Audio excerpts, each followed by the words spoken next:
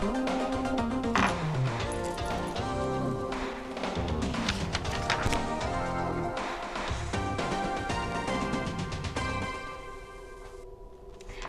evening, George Mason, and welcome to this week's live broadcast of Mason Cable News. My name's Ariel Thornhill. And I'm Kylan Adams. Kylan, how's your week going so far? My week is going really well. The only thing that's a little troubling is the recent Chipotle E. coli outbreak. Yes. It has me a little startled. Yeah. It's interesting. It is. Well, you know what else is interesting? Last Wednesday, Senator Bernie Sanders visited our campus to conduct a National Student Hall meeting. MCN's very own Carlia Swanson was there to capture the students' reactions. What was the most memorable thing that you took from the presentation? Well, I think the most memorable thing wasn't so much what he said. I mean, obviously, I know his platform. I'm a supporter. That's why I'm here. But what was really memorable was the turnout. And, you know, you can look around and you see how much he energized the youth and how many young people. There are not a lot of candidates out there right now that could come to a college campus and have a turnout like that, full of young people excited and ready to vote. And I think that that's huge in a political campaign. Like he was saying, the last election, 80% of youth didn't vote. And look at this turnout. So it's really exciting and memorable to see how he's energizing people who are underrepresented in the government, and that being young people. It was really great. I thought Bernie said a lot of amazing things. I connected with a lot of different things he said, and I really enjoyed the fact that he answered all of the students' questions with such passion. It just made me want to vote for him even more. So what was the most memorable thing that you took away from that?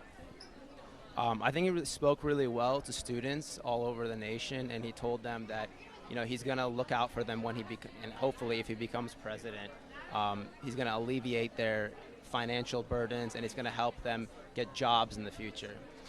I definitely thought it was great that he talked about Islamophobia and kind of said that it was a real thing. It really is, and I am very appreciative that he brought it up and kind of said it was a problem. I appreciate that a lot.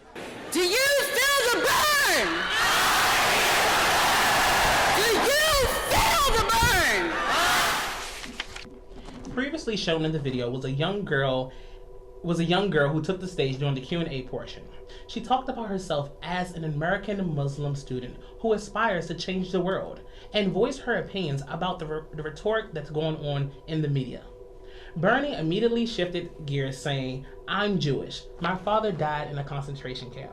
He also noted that there's a lot of hatred being generated against Muslims in this country, going on to say he promises to rid the country of racism, or at least try. Her questions has gained national attention, and Bernie received various positive reactions from the students here at Mason with his swift response. Did you enjoy Senator Bernie Sanders? I really did enjoy him. I think that he spoke about a lot of issues that are important to college students. So hearing him and us being there for that thing was amazing. Definitely, I agree. According to the Washington Post, at 9:40 a.m., a chemical fire erupted in a chemistry classroom when a teacher poured flammable liquid onto a flame. The flames immediately spread, burning 5 students in the front of the classroom. 3 were sent to Fairfax Hospital and 2 were airlifted to critical condition to the Washington Burn Center. 1 teacher in the classroom suffered minor burns. Currently, all students are expected to recover, including Sonia Garvis, who, according to our sources, will have 2 surgeries performed on her arm to heal the 20% burn. Fairfax County Public School Superintendent Karen Garza immediately called for suspension of all open flames in science classrooms until further notice. Now the U.S. Chemical Safety Board is beginning an investigation of the incident, hoping to find what exactly went wrong. They hope to use what they can find in order to make safety reforms and recommendations for the classroom in the future. We'll be right back after this commercial break. You're watching Mason Cable News. You're listening live to Improv for Mason here on WGMU Radio, heard WGMUradio.com. You know, it wasn't my idea. Today's show with our special guest interview for this team in the new conference. Welcome to a special edition of the It's been a great transition for me personally. I love Mason. The very talented David Keckner. I'm great. How are you doing? Reed, Jonah, it was a pleasure having you on the show today. I did. I'm Ben Simpson. On the phone today, we have Drew McGarry, successful author, writer. You're listening to WGMU Radio on WGMUradio.com.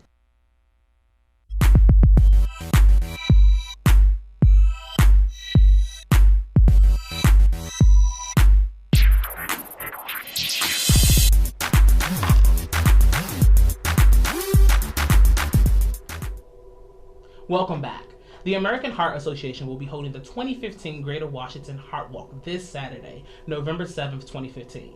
The event's festivities will commence at 8:30 a.m. and the walk itself will begin at 10:30 a.m. at the National Mall in Washington, D.C.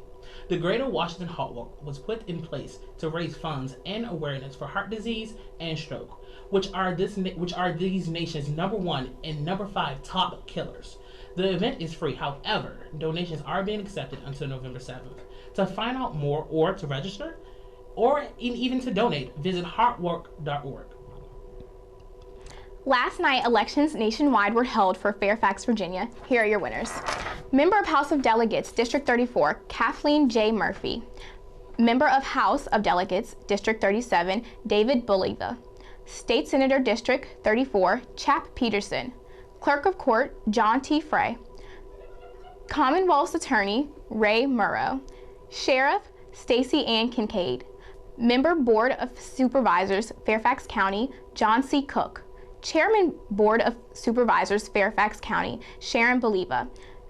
School Board, Braddock District, Megan McLaughlin. Northern Virginia Soil and Water Conservation District Director, George W. Lamb. Gerald O. Jerry Peters. Scott John Cameron.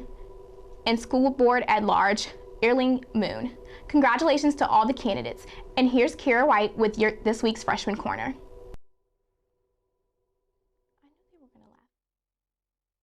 Hello, Mason Patriots. Welcome to another segment of Freshman's Corner. I'm your host, Kira White. Relationships, the good, the bad, and the ugly. I had the opportunity to talk with some freshmen about their experience with college relationships. Hi, what's your name? Alex. Hi, Alex. Were you in a relationship before you got into college? I was for 2 years. For 2 years, and why did it end? Mainly because we're going to 2 separate colleges. 2 separate colleges. Do you think that would have... Let me rephrase that. Do you think that would have hindered your ability in college? Do you think it would have distracted you in any sort of way if you continued it? Yeah, because a relationship like that is all-consuming, so it's like too much work. Too much work. So if you found the perfect guy, would you be in a relationship as a freshman in college? No. And why not? Because, like I said, I'd be way too invested in that. I'd rather be focusing on my freshman year in college. I don't know. I wouldn't, no. Okay. Thank you. Hi, what's your name? My name's Vicky. Hi, Vicky. Were you in a relationship before college? No, I wasn't. Would you get in a relationship now that you're in college, even though you're a freshman? Yes, I think if I found my perfect guy, yeah, I would. Okay. Thank you. Some say yes and some say no to the relationship question. However, all freshmen have revolved their decisions around their education and making sure that they would stay focused. You go, George Mason 19. Well, that's it for this segment of Freshman's Corner. I'm your host, Kira White.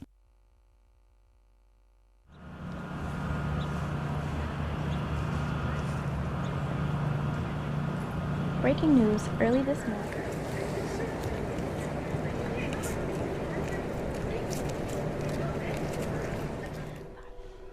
Welcome back. The Chinese government has recently announced that it will ease its one-child family restrictions along with abolishing re-education through labor camps. This one-child policy began in 1979 in order to alleviate social, economic, and environmental problems in China. These drastic changes were announced in a party decision along with proposals on ways to reform the economy through encouragement on private participation in finance, giving market competition in several parts of the economy, and granting farms more property protection for their land. There is no set date to bringing labor re-education to an end or changing the one-child policy. However, the party feels these changes could result in some resistance from government ministries, state-owned companies, and local governments. Starting November 15th through 20th, George Mason will be holding Hunger and Homelessness Action Week. There will be various volunteer opportunities, including making and delivering brown bag lunches or even feeding 500. More details can be found by visiting facebook.com/Action Week or using the hashtag ActionWeekGMU. After this commercial break, we'll join Sydney Peterson with your sports report.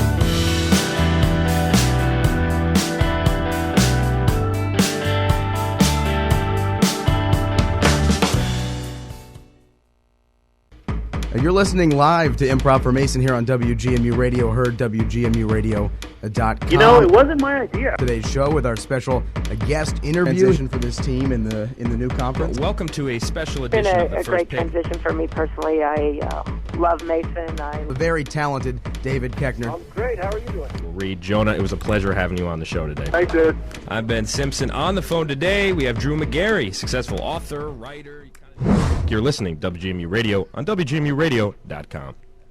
Hello and welcome back to your Mason Sports Report again this week. I am your host, Sydney Peterson. This week, the men's soccer team had a great week as they defeated Davidson with the final score of 1-0.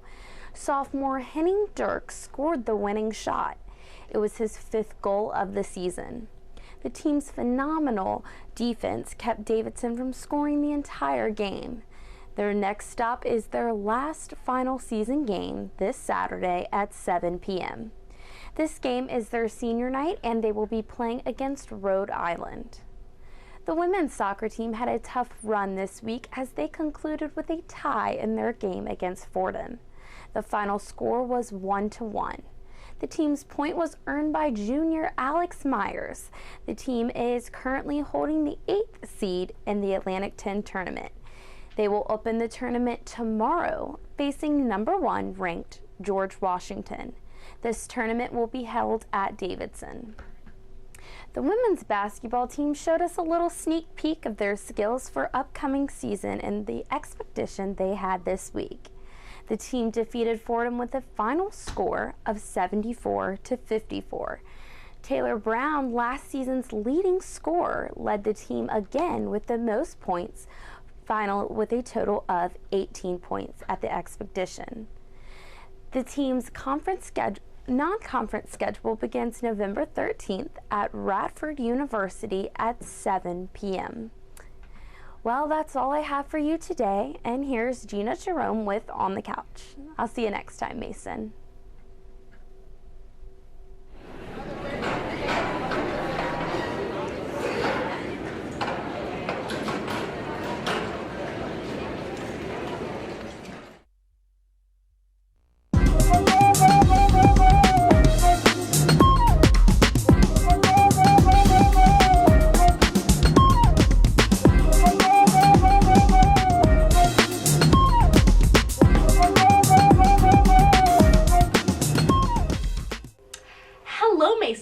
How was your Halloween weekend? Did you stay in like I did and watch some super scary movies? I caught up on my Disney, you know, like Halloween Town, Are You Afraid of the Dark, all that good stuff. Or did you play dress up and have the time of your life? So I know you may have missed me in my 1 week absence, but I'm so happy to be back on the couch and to be your source for entertainment news nationally as well as in the DMV area.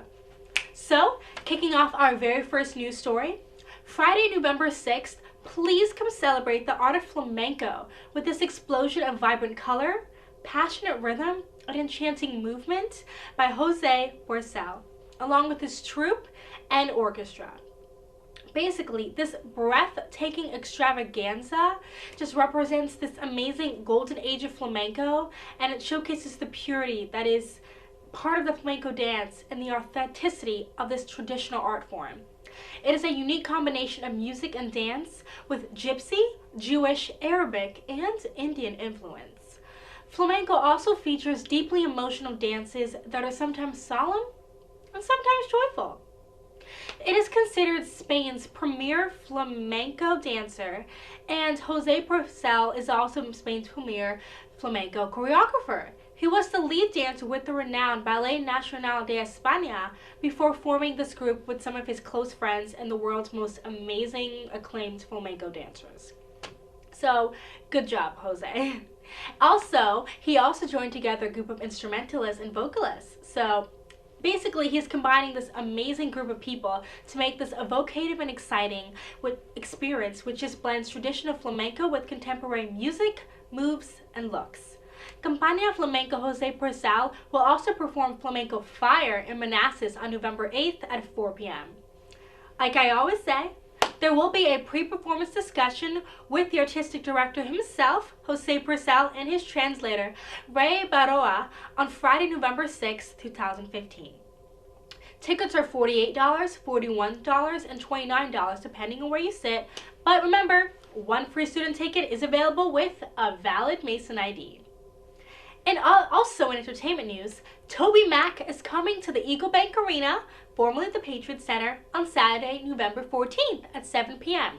If you didn't already know, Toby McKeon, better known by his stage name as Toby Mac, is a Christian hip-hop recording artist, music producer, hip-hop and pop artist, songwriter, and author. Toby Mac is one of the first and best-known Christian rappers. He'll be performing some of his best hits, including my personal favorite, Me Without You. Tickets range from $15 to $75, so I suggest getting them now while they're hot and relatively cheap. Remember, everyone aged 2 and older must have a ticket. Last but definitely not least in our entertainment news stories for today, sorry Justin Bieber, you're just no match for the soulful and beautiful, beautiful person that is Adele. The British singer's piano-driven tune Hello soared to #1 on the Billboard Hot 100 chart in its debut week, besting the debut of Bieber's Sorry, which premiered at #2. Still good, and while that might at first seem like a tight race, the numbers do tell a different story. Hello logged a staggering 1.11 million downloads in its first week, a record for the most downloads in a single week, according to Billboard. But if it's any consolation to the Bieber fans out there and to Bieber himself, his previous single, What Do You Mean, which debuted at #1 in the Hot 100 chart with its September release, is still lingering in the top 5, so snaps to Bieber. I mean, it is taking the 5th spot after slipping from #3 to 5, but by contrast, Bieber's Sorry logged a relatively sad 277,000 downloads in its first week compared to Adele. So in actuality, Adele's killing the game, but Bieber, I still love you, so it's all good. Well, Mason, this has been a great week. I'm back to be back on the couch, and I'll see you next week, Mason, right here on the couch.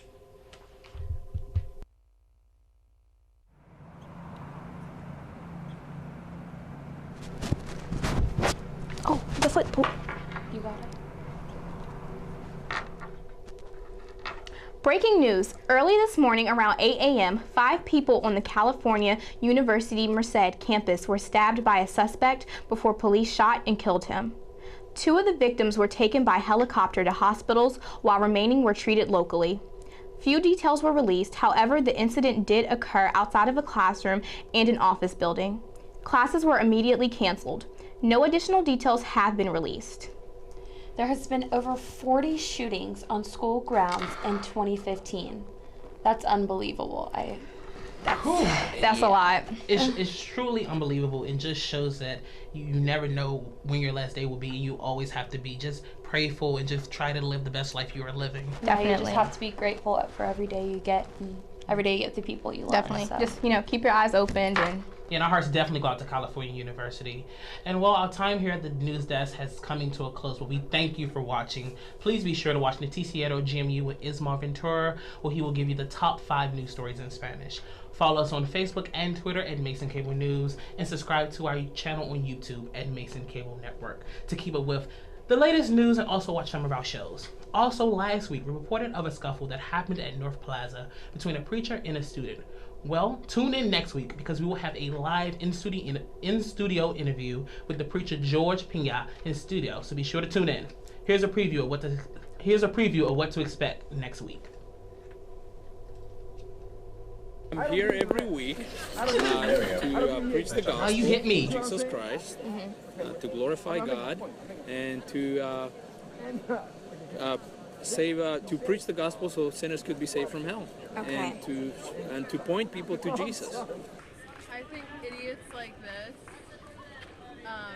really do represent religions wrong and poorly, and that's why a lot of people have judgments of religion. I personally don't think you should be able to do this on campus. I think it's loitering, and I think he's absolutely crazy. Until next week, Mason, I'm Kylan Adams. I'm Ariel Thornhill. And I'm Sydney Peterson. Have a great week.